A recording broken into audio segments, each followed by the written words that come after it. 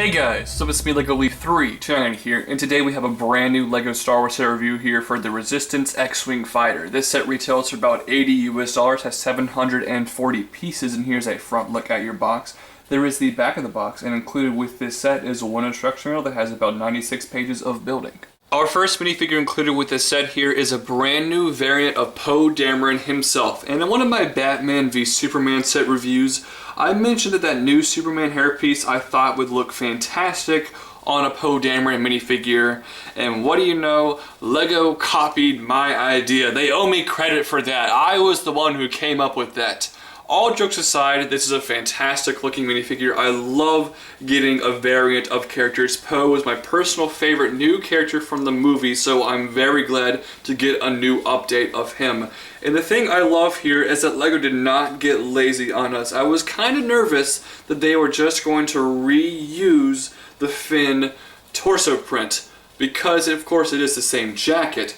Luckily, they didn't. They gave it the different undershirt. The jacket isn't, on the same way. So it looks good. It looks accurate. I love it. The face print is the exact same. And the legs are very boring, which is perfectly fine. But the torso is great. And he also does include the helmet that he wears in the scene, which is an exclusive print. And I love this new helmet mold. It looks amazing. I love they included that here. So that is awesome. The back printing is great as well, along with his double-sided face. So overall, an awesome new version of Poe Dameron. Our next minifigure here is BB-8, making his fourth appearance in a LEGO Star Wars The Force Awakens set. If you want to see a better look at this particular figure, go check out some of my older reviews. Next up here we have a Flame Trooper. This is the exact same minifigure that was included with the First Order Trooper transporter from last year, besides one thing. The gun he has, well, the flamethrower he is holding actually has a flame attachment on the end, which I'm very happy to see.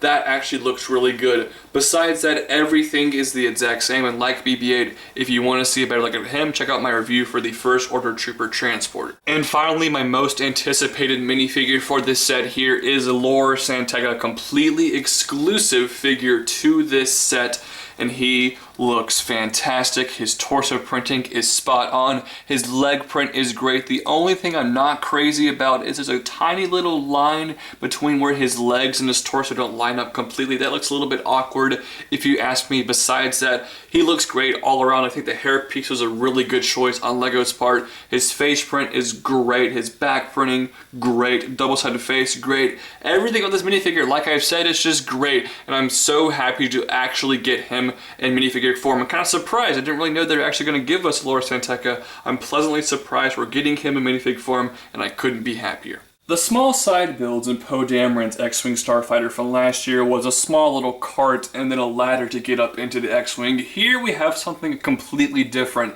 This is like a chunk, a little sliver, if you will, of the Jakku village, and it actually looks pretty cool. Off to the side on the left there, you have some crates. The crate with the top is completely empty, and then the other crate doesn't have a lid, but you do have a shovel there.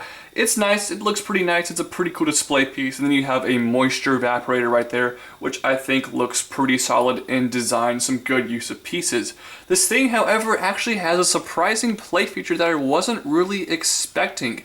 You can flip this switch right here and knock this thing down, and then voila, it's on fire, which of course is very accurate to the movie. When the flame troopers come and burn down the village, you can take your flame trooper minifigure right here and line up the fire, and it looks like he's actually burning it down.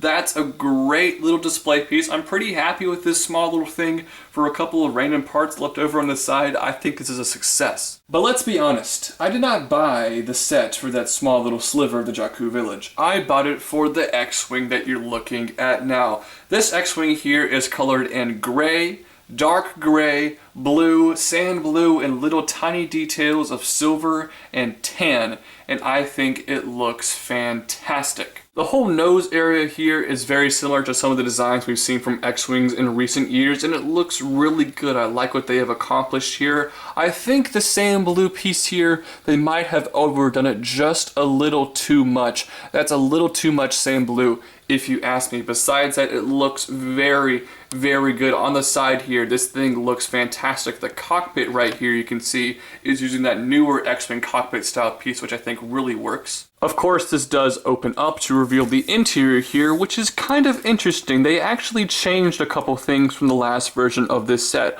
On the back wall here, you have a wrench and a fire extinguisher, which is a little bit odd if you ask me. And then down inside here, I'm going to take off this piece. For the joystick, the throttle of the X-Wing, they have used, it might be kind of hard to see, a skeleton leg.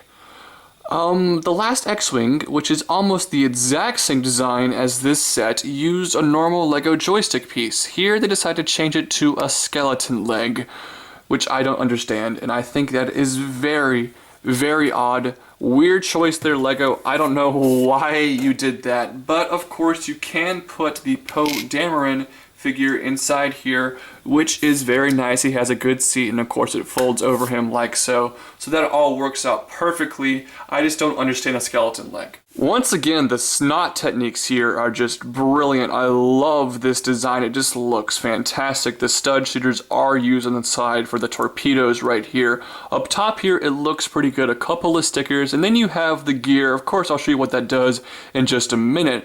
Unfortunately though, unlike the last X-Wing, it really stands out because it's black on gray. The last time it was black on black and it really blended in and didn't matter that much. This time it's black on gray. It's like, whoa, there's a giant gear on top of my X-Wing. It really stands out. I wish that was a different color or somewhere else on the ship. However, there is still just enough space to put your BB-8 minifigure right here, which is really cool. On the last X-Wing, the back, I think, had some of my favorite designs. This whole area here just looked incredible, and this one is no exception.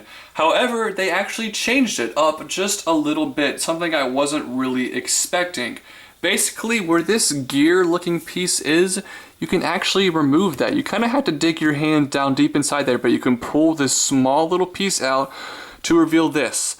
Not entirely sure what this is. I'm guessing it's like a piece of the engine. It has a nice translucent pink piece right there, which is cool to see. A printed tile up top here that is the same piece they used for a Gonk droid that was seen in the Sandcrawler set a couple years ago. This is pretty cool, and honestly, this space was wasted on the last one. It wasn't used at all, so them putting this in here doesn't really bother me. I think it would have been kind of cool to have maybe some storage area or something rather than having this, because there's so much room in there. You could definitely fit some guns and tools or something, but this is still kind of cool, and it adds an extra play feature to the set, which is honestly, that's fine with me, and it's kind of cool. It's a nice little thing, and this is a cool piece to get here. The engines here are still the exact same great design. Unfortunately, just like the last one, they do fall off rather easily, which is a big flaw. Now, the rubber bands in this set are blue, just like the last one. And this is kind of odd because the gear in the last one was black, but it blended in with the black color scheme. The last one, the blue rubber bands really stuck out because everything was black and orange, and the blue was just like, whoa. This one, the blue blends in with the color scheme. So the rubber bands don't matter. So it's kind of like the gear here matters, but the rubber bands don't. So it's like switching. Those two things have reverse roles on the X-Wings, which is kind of ironic. Now it's obviously time to talk about the main play feature of the X-Wing right here. You can fold up this landing gear right here, and you twist the black gear on top right here, and the S-foils go like that. The engines detach right here, and look at that. There you go. You got the X shape. It looks amazing. It's very smooth. This works perfectly. I love this design.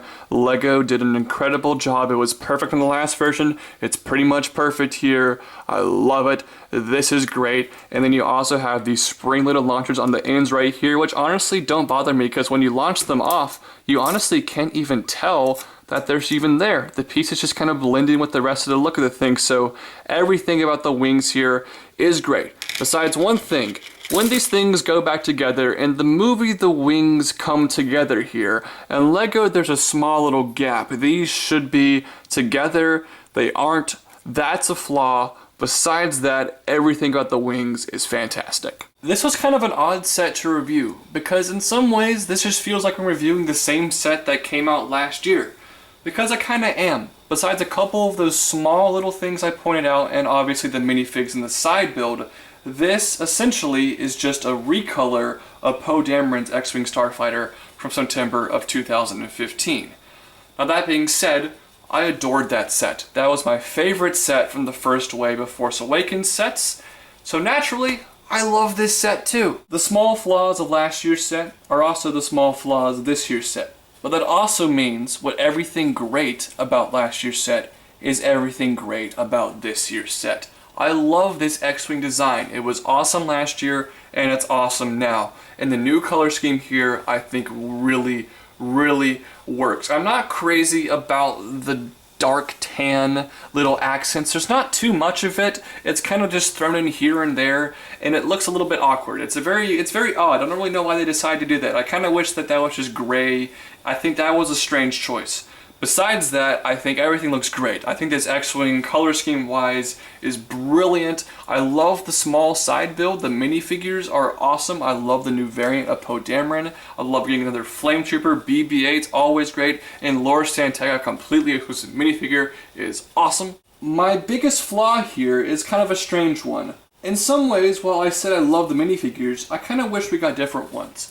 I wish that we have gotten different X-Wing pilots. Jess Pava, Elo Asti, Neon Numb. I wish we had gotten some of those guys. I wish we had gotten some of the different Resistance X-Wing pilots like Snap Wexley that we got with the Microfighter set. Because it would have been really cool to get those particular figures in a set, and this would have been the perfect opportunity. Unfortunately, we just got another Poe Dameron, which I love getting a new Poe, but I would have liked to have also seen some different pilots to man a generic X-Wing. Besides that, this set is great. Not to mention the price per piece is actually very good, which is kind of abnormal for modern day Star Wars sets. That's why this set is going to get a 9.4 out of 10, the exact same rating that I gave to Poe Dameron's X-Wing Starfighter from last year. I mean, why not? Of course it has to get the exact same rating. It's pretty much the exact same set. What do you guys think? Those are just my thoughts. I'd love to hear yours in the comment section down below. Also guys, don't forget to like this video. If you liked the video, share the video with all your friends. Please go like me on Facebook, follow me on Twitter, and follow me on Instagram. Also don't forget to subscribe to this channel, and I hope to see you guys next time with like a Star Wars set reviews. I'll see you guys later. Bye.